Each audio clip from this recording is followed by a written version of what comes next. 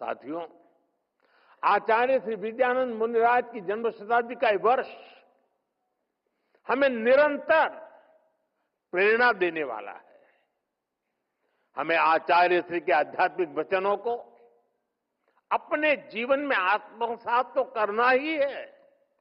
समाज और राष्ट्र के लिए उनके कार्यों को हम आगे बढ़ाएं, ये भी तो हमारा दायित्व है।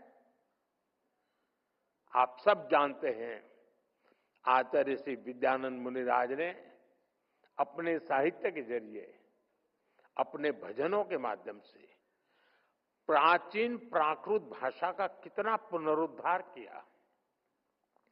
प्राकृत भारत की सबसे पुरानी भाषाओं में से एक है। ये भगवान महावीर के उपदेशों की भाषा है। इसी भाषा में पूरा मूल जैन आगम रचा गया, लेकिन अपनी संस्कृति की उपेक्षा करने वालों के कारण ये भाषा सामान्य प्रयोग से बाहर होने लगी थी। हमने आचार्य श्री जैसे संतों के प्रयासों को देश का प्रयास बनाया। पिछले साल अक्टूबर में हमारी सरकार ने प्राकृत को शास्त्रीय भाषा का दर्जा दिया और अभी पूज्य आचार्य जी ने उसका जिक्र भी किया। हम भारत की प्राचीन पांडुलिपियों को डिजिटाइज करने का अभियान भी चला रहे हैं। इसमें बहुत बड़ी मात्रा में जैन धर्म ग्रंथों और आचार्यों से जुड़ी पांडुलिपियां शामिल है। और अभी जैसा आपने कहा, 50,000 से ज्यादा पांडुलिपियों के विषय में हमारे सचिव महोदय यहां बैठे हैं, वो आपके पीछे पड़ जाएंगे।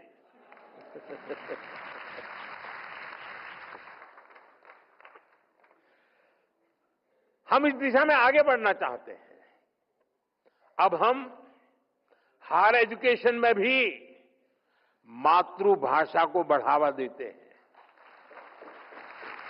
और इसलिए मैंने लाल किले से कहा है, हमें देश को गुलामी की मानसिकता से मुक्ति दिलानी है। हमें विकास और विरासत को एक साथ लेकर आगे बढ़ना है। इसी संकल्प को केंद्र में रखकर हम भारत के सांस्कृतिक स्थलों का, तीर्थ स्थानों का भी विकास कर रहे हैं।